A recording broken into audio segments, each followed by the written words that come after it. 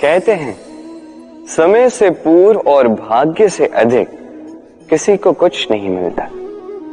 अब क्या इसका अर्थ ये है कि आप केवल समय की प्रतीक्षा करें, सब कुछ अपने भाग्य और प्रारब्ध के भरोसे छोड़ दें, स्वयं कुछ करें ही ना? यदि ऐसा आप करेंगे तो आपको एक वस्तु अवश्य मिलेगी, निराशा, असफलता।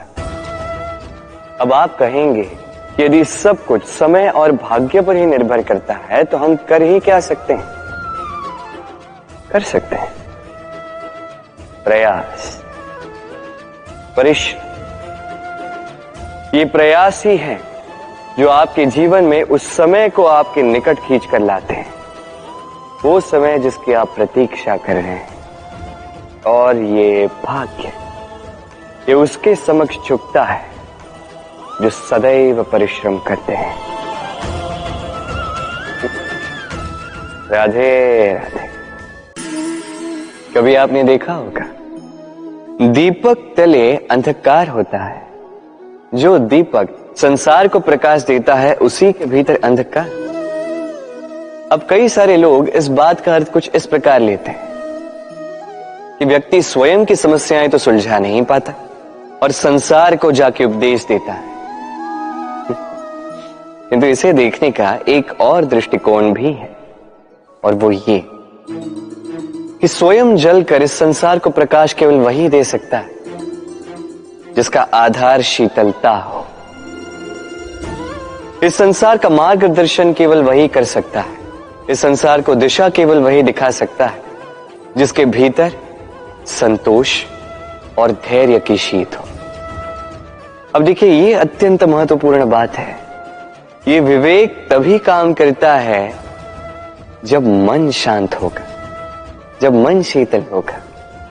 इसलिए यदि आप इस जीवन में कुछ बड़ा कार्य करना चाहते हैं तो सर्वप्रथम अपने इस मन को, इस हृदय को, इस विवेक को, इस आधार को, इस तल को शीतल रखना सीखिए। धैर्य रखिए। संसार में ऐसा कुछ भी नहीं जो आप ना कर पाओ। राधे राधे। वाणी मनुष्य को मिली सबसे अद्भुत भेंट। ये वाणी है जो मनुष्य को संसार में सारे अन्य जीवों से भिन्न बनाती है, संसार में सबसे ऊपर ले जाती है। इसी वाणी के कारण हम एक दूसरे से संवाद साध सकते हैं। मैं अपनी मन की भावनाएं किसी से व्यक्त कर सकता हूं, कोई और उसके मन की भावनाएं मुझसे व्यक्त कर सकता है। ये वाणी ही हमारी सबसे बड़ी ढाल भी है। अब देखिए ना, आपने देखा होगा किसी की वाणी मीठी होती है तो लोग उससे प्रेम करते हैं, उसे अपना मित्र बनाते हैं। वहीं किसी की वाणी यदि कड़वी होगी तो लोग उससे घृणा करते हैं, उसे अपना शत्रु मान लेते हैं। ये वाणी ही है जो भाषा बनकर हमारा इतिहास लगती है। किंतु क्या हम सच में वाणी के विषय में इतना सोचते हैं जितना हमें सोचना चाहिए? सोचिए, मनुष्य को बोलना सीखने में कितना समय लगता है। कुछ बालक 1.5 वर्ष की आयु में सीख जाते हैं, कुछ 2 वर्ष, कुछ 3। अब मनुष्य 1.5 वर्ष की आयु में बोलना सीख तो जाता है, पर क्या बोलना है ये जीवन भर सीख नहीं पाता। इस पे ध्यान केंद्रित कीजिए, समझने का प्रयास कीजिए कि बोलना क्या है। अपनी वाणी शुभ रखिए, अपनी वाणी मीठी रखिए, और इसी मिठास के साथ मेरे साथ आकर कहिए, समय। कहते हैं समय से पूर्व कुछ नहीं होता, हर बात का एक समय होता है। समय से पूर्व न सूर्योदय होता है, न सूर्यास्त होता है। समय से पूर्व पौधों में न पुष्प खिलते हैं न फल। किंतु एक बात सोचिए, यदि वर्षा आने से पूर्व किसान भूमि ना जोते, वो बीज ही ना पिरोए, तो क्या फसल उगेगी? यदि योद्धा युद्ध से पूर्व अपने शस्त्र ही ना परखे तो वो युद्ध कैसे लड़ेगा? इसका अर्थ ये है, समय आपका जब आना है तब अवश्य आएगा, किंतु तब तक ये महत्वपूर्ण है कि आप स्वयं को उसके लिए सज्ज रखें, क्योंकि ये अवसर, ये शब्द बोलने में जितना छोटा है, ये आता भी उतने छोटे समय के लिए है और फिर निकल जाता है। अब यदि अवसर आपके हाथ आ जाए और यदि आप उसके लिए सज्ज ही ना हो, तो आपको सफलता कैसे मिलेगी? तो आप उचित समय की प्रतीक्षा कीजिए, उस अवसर की प्रतीक्षा कीजिए, किंतु तब तक निरंतर प्रयासों से स्वयं को और सक्षम बनाते रहिए, क्योंकि सफलता आपकी प्रतीक्षा कर रही है। बस उसके लिए सज्ज रहिए। राधे राधे। हम में से कई लोग अक्सर स्वयं को अकर्मण्य मान लेते हैं, सोचते हैं अब तक इतने प्रयास किए, कुछ नहीं मिला, कदाचित आगे भी कुछ नहीं मिलेगा, और इसीलिए अपने जीवन का सारा बोझ किसी और के कंधे पर डाल देते हैं, स्वयं पर विश्वास ही खो देते हैं। क्यों नहीं समझ पाते ये बात कि जब तक पांव में कांटा नहीं चुभेगा, व्यक्ति को ज्ञात कैसे होगा कि आगे नीचे देखकर चलना होगा। सूर्य को स्वयं जलना पड़ता है ताकि दूसरों को प्रकाश दे सके। रात्रि के अंधकार से लड़ने के लिए चंद्रमा को आकाश में अकेले चलना पड़ता है। नदी अपनी यात्रा कैसे बनाती है, अपना मार्ग कैसे बनाती है? इन चट्टानों से लड़कर बनाती है। यदि आप स्वयं आपकी सहायता करने में सक्षम नहीं रहे, तो निश्चित रूप से आपका यह जीवन व्यर्थ ही है। स्मरण रखिएगा, इस संसार में अपने जीवन का भार अपने ही कंधों पर उठाना पड़ता है। दूसरों के कंधों पर केवल शव यात्रा चलती है, और इस संसार में जीवित वही है जो आत्मनिर्भर है।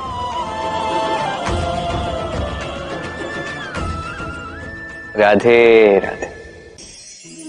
हम सभी कुछ न कुछ पढ़ चुके हैं, कुछ न कुछ सीख चुके हैं, किंतु ये ज्ञान का केवल प्रारंभ है। हमारी चेतना कहां से जागी, ये जानते हुए भी हम समझ नहीं पाते। तो चलिए आज पुनः एक बार सीखते हैं ज्ञान का ककहरा। व्यंजनों का प्रारंभ होता है क से। क से कबूतर, ये पढ़ते पढ़ते हम शब्द रचना सीखते हैं, उसके पश्चात सब कुछ। किंतु क्या कभी आपने सोचा है कि ये क से ही क्यों प्रारंभ होता है, कोई और व्यंजन क्यों नहीं? क्योंकि ये क दर्शाता है करुणा। करुणा जो सबसे महत्वपूर्ण भाव है। इसी करुणा के कारण आप किसी भी व्यक्ति या किसी भी जीव के मन की भावनाएं, उसकी समस्याएं, उसकी पीड़ा समझ पाते हैं। करुणा ही है जो प्रेम को जन्म देती है। करुणा ही है जो विवेक को जागृत करती है। तो क से करुणा यदि आप सीख गए, तो ज्ञा से ज्ञानी बनने में अधिक समय नहीं लगेगा। राधे राधे। हमें कहीं भी पहुंचने के लिए एक माध्यम की आवश्यकता होती है। अब कुछ इस माध्यम को मार्ग कहते हैं, कुछ पथ कहते हैं, तो कुछ कहते हैं सड़क। मनुष्य सदैव अपने लक्ष्य तक पहुंचने के लिए इसी मार्ग की खोज में रहता है, किंतु मनुष्य एक बात समझ नहीं पाता कि इस मार्ग में आगे बढ़ने के लिए इस मार्ग को पीछे ढकेलना भी आवश्यक है। यदि ये करने की क्षमता आप में नहीं है, तो आपका मार्ग कभी आपको लक्ष्य तक नहीं पहुंचा सकता। दूसरी बात, यदि निरंतर प्रयास आप कर सकते हैं, यदि ये क्षमता आप में है, तो आप जब चाहे, जहां चाहे अपना मार्ग स्वयं बना सकते हैं। राधे राधे। हमें सबसे अधिक प्रिय होती है जीत, सबसे अप्रिय होती है हार।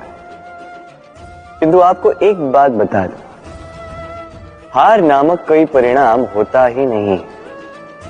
कोई भी परीक्षा हो, या तो वो जीत में परिवर्तित होती है या तो हमें कुछ सिखा कर जाती है।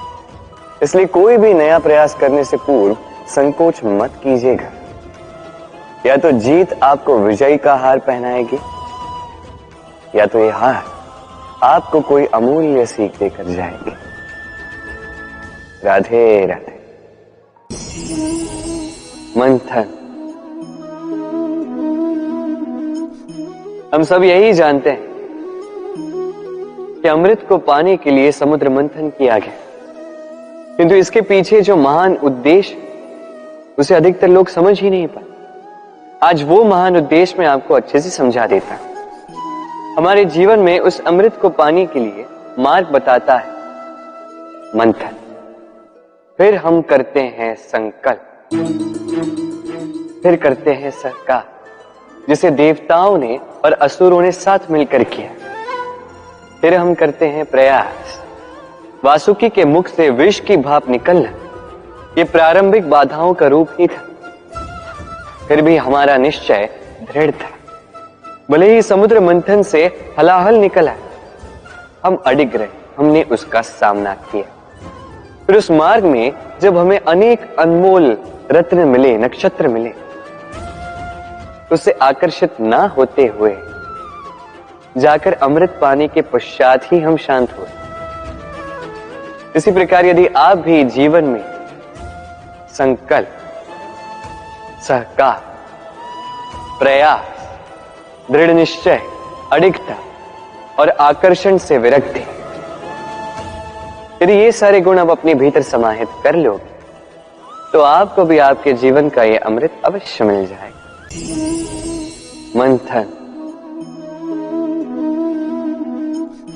हम सब यही जानते हैं कि अमृत को पाने के लिए समुद्र मंथन किया गया, किंतु इसके पीछे जो महान उद्देश्य उसे अधिकतर लोग समझ ही नहीं पाए।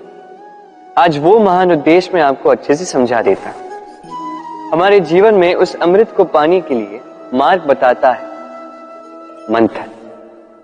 फिर हम करते हैं संकल्प, फिर करते हैं सहकार, जिसे देवताओं ने और असुरों ने साथ मिलकर किया। फिर हम करते हैं प्रयास।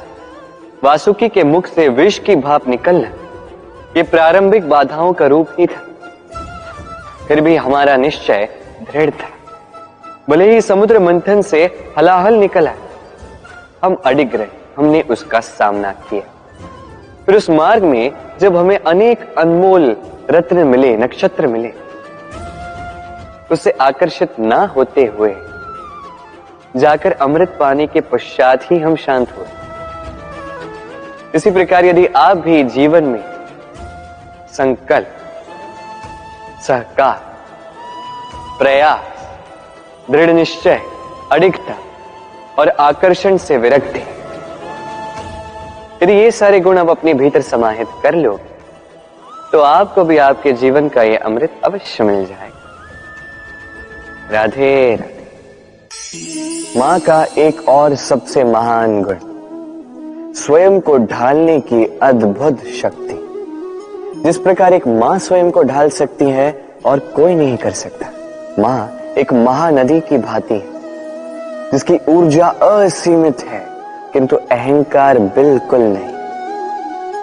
जिस प्रकार एक नदी ढलान के अनुरूप मुड़ जाती है, उसी प्रकार एक मां अपने संतान के अनुरूप ढल जाती है, चाहे जैसी भी परिस्थिति हो। उसके सोने के समय के अनुरूप स्वयं का सोना, उसके जागने के समय के अनुरूप स्वयं का जगना, संतान की इच्छा का भोजन वो स्वयं का मनपसंद भोजन बना लेती। ये मां का आंचल ही तो है जो धूप में छाप बनकर आता है, जो शीत में कंबल बनकर आता है। मां ऐसी होती है कि संतान की निद्रा ना टूटे इसलिए एक करवट सोने का अभ्यास कर लेती, और इतना स्वयं को केवल वही ढाल सकती है जो संतान की ढाल बन सकती।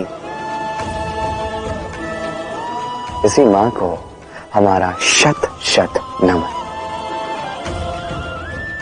राधे राधे। मां के दो और सबसे महान गुण, साहस और संबल। साहस ये कि वो अपने संतान के लिए कुछ भी कर सकती है, और संबल ये कि वो अपनी संतान को कभी टूटने बिखरने नहीं देगी। तनिक सोचिए, जब भी आपको चोट लगती है, चीख से पूर्व मां का नाम मुख में क्यों आता है? तनिक सोचिए, जब आपको बल की आवश्यकता होती है, साहस की आवश्यकता होती है, आगे आप अपना मार्ग देख रहे हैं जो अत्यंत कठिन प्रतीत हो रहा है, तब मुख से मां की ही शपथ क्यों निकलती? क्योंकि मां ही है जो हमें साहस देती है, मां ही है जो हमें सहारा देती है। मां जानती है कैसे हमारी उंगली पकड़ के हमें चलना सिखाना है। मां ये भी जानती है कि कैसे कान पकड़ के हमें उचित मार्ग पर लाना है। इसी साहसी मां को हमारा शत शत नमन। राधे राधे। कभी आपने सुना है, हिरणी सिंह से बचने के स्थान पर उससे जाके लड़ पड़ी। हिरणी ने सिंह पर आक्रमण कर दिया। कभी सुना है? कभी नहीं। किंतु ऐसा हो सकता है, ऐसा होता भी है, और ये होता तब है जब हिरणी के शावक संकट में हो। जब उन्हें सिंह से प्राणों का संकट हो, तब हिरणी भी आके सिंह से लड़ पड़ती है, उससे भिड़ पड़ती है, क्योंकि वो मां है और मां अपनी संतान के लिए कुछ भी कर सकती है। ये ममता है, ये जितनी कोमल हो सकती है उतनी ही कठोर भी हो सकती है, और अपनी संतान के हित के लिए वो क्रोध की पराकाष्ठा पार करते हुए अपनी संतान की सुरक्षा करके ही रहेगी।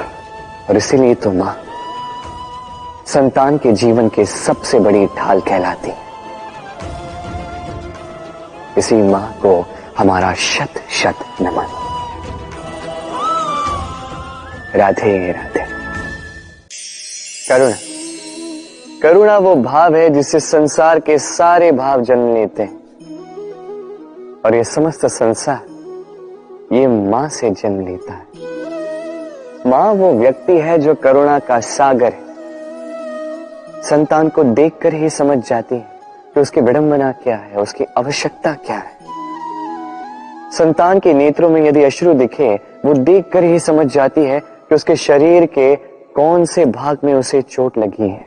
संतान के बिना कहे मां समझ जाती है कि आज भोजन में संतान क्या खाएगी। ये होती है मां। मां करुणा का सबसे बड़ा रूप है। और आज के युग में मनुष्य जो है, थोड़ा भी आगे क्यों ना निकल जाए, मां को तो पीछे ही छोड़ देता है, मां को भूल ही जाता है। ये भूल आप कभी ना करें, कभी ना करें, क्योंकि मां वो करुणा है जो यदि आपके जीवन से चली गई, उसके पश्चात आप जीवन अवश्य जिएंगे, किंतु कभी जीवन जी नहीं पाएंगे। उसके पश्चात आपके जीवन से आपका ये मूल्यांकन, आपके जीवन से करुणा का ये भाव, ये भी आप खो दोगे। आपकी मां सबसे अधिक महत्वपूर्ण है। यदि मां को खो दिया तो समझ लीजिए सब कुछ खो दिया। इसलिए मां को सदैव स्मरण रखिए, सदैव उसे प्रेम दीजिए, और मेरे साथ कहिए राधे राधे। इस छोटे से लकड़ी के टुकड़े को देख रहे हैं। एक वृक्ष से ऐसे लाखों टुकड़े मिल सकते हैं जिनमें से अग्नि प्रज्वलित हो सके, जो स्वयं जलकर हमें भोजन बनाने में सहायता करते हैं, जो स्वयं जलकर अंधकार में हमें प्रकाश दिखाते हैं। यदि इसी को उलट दिशा से देखा जाए तो ऐसा ही एक छोटा सा लकड़ी का टुकड़ा एक छोटी सी चिंगारी पकड़कर अपने साथ लाखों वृक्षों को जला सकता है।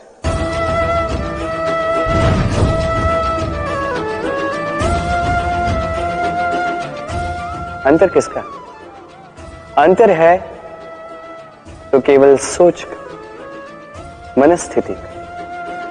यदि इस मन को शीतल रखोगे, शांत रखोगे, तो असंख्य लोगों को प्रकाश दोगे। यदि क्रोध और अभिमान की अग्नि में जलते रहोगे तो केवल नाश करोगे। निर्णय आपका। राधे राधे। व्यक्ति को किन बातों का अभिमान होता है? समय, सत्ता, शरीर और संपत्ति। और ये चारों सदैव साथ नहीं रहते। कैसी विचित्र बात है, अब स्वयं ही देख लीजिए। समय आज अच्छा है तो कल बुरा भी हो सकता है। सत्ता आज आपकी है तो कल आपसे छिन भी सकती। ये शरीर तो है ही नश्वर। जैसे जैसे आप वृद्धावस्था की ओर जाओगे, दुर्बल भी होते जाओगे, सुंदरता भी ढलने लगी। और संपत्ति आज आपकी है, कल किसी और की होगी। और इन्हीं नश्वरों को, इन्हीं पर ध्यान केंद्रित करते करते व्यक्ति भूल जाता है उन बातों को जो सदैव आपके साथ रहेंगी, आपकी ढाल बनेंगी, आपके लिए संबल बनकर रहेंगी। और वो है आपका स्वभाव, समझदारी, सत्संग और सच्चे संबंध। अपने स्वभाव में शीतलता रखें, कर्मों में समझदारी दिखाएं, अच्छे लोगों के साथ समय व्यतीत करें और सच्चे संबंध ये सदैव निभाएं। जीवन में सदा सुखी रहें। राधे राधे। सहनशीलता मां का दूसरा सबसे बड़ा गुण। कहते हैं कि धरती से अधिक सहनशील और कोई नहीं। उसे खोदने के पश्चात भी धरती हमें फसल देती है, किंतु मां, ये मां धरती से कम सहनशील नहीं है। तनिक सोचिए, 9 माह तक संतान को अपनी कोख में रखना, क्या ये सहनशीलता कोई पुरुष दिखा सकता? क्या ये सहनशीलता कोई पिता दिखा सकता है? स्त्री में शील भले हो, सहनशीलता की परिभाषा उसे मां बनने के पश्चात प्राप्त होती है। स्वयं का अस्तित्व भुलाकर संतान का अस्तित्व बनाती है। शिशु की लात खाकर भी आनंद से उसे दूध पिलाती है। ये होती है मां। और इसी मां जननी को हमारा शत शत प्रणाम। राधे राधे। नवरात्रि का पर्व आरंभ हो चुका है और ये पर्व अत्यंत भव्य है, क्योंकि ये पर्व जगत माता से जुड़ा है। मां कितना छोटा सा शब्द है, किंतु ठीक से देखो तो समस्त संसार इसी शब्द में समा है। मां जो अपनी संतान के लिए हर संभव प्रयास करती है, कुछ भी करने के लिए सज्ज रहती है। मां जिसका सबसे बड़ा गुण निश्चलता। मन में ना कोई पूर्वाग्रह, ना कोई भेदभाव, ना कोई छल कपट। और इतनी भोली होती है मां। संतान भले ही झूठा रो दे, मां को लगता है कि कदाचित वास्तव में भूख लगी होगी। मां चाहे जन्म देने वाली हो, चाहे पालने वाली, स्वर्ग, ये स्वर्ग हमें मां के चरणों के नीचे ही प्राप्त होगा। इसी मां को हमारा शत शत प्रणाम। राधे।